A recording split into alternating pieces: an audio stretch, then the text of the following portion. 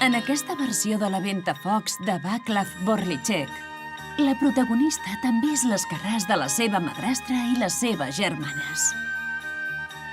Però no és una criatura esporuguida i desgraciada, encara que se li enfredoreixin les mans al riu fent la bugada.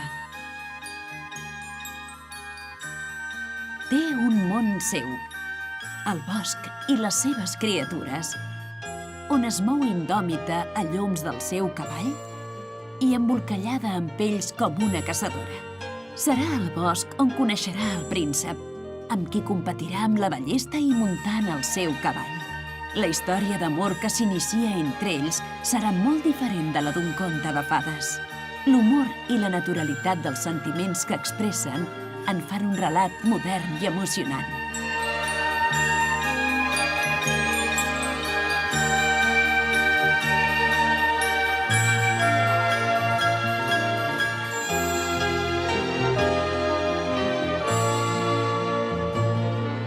Amb l'ajut d'un mussol que és el seu confident i les 3 avellanes que li regala el carreter, els seus somnis es faran realitat.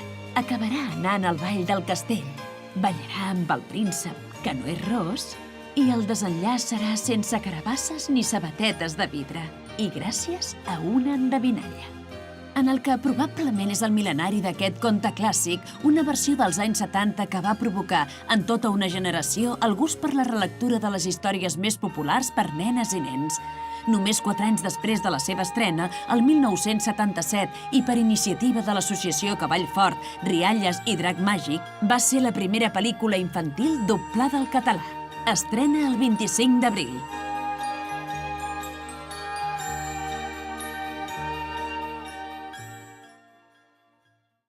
Descobreix www.pacmagic.cat.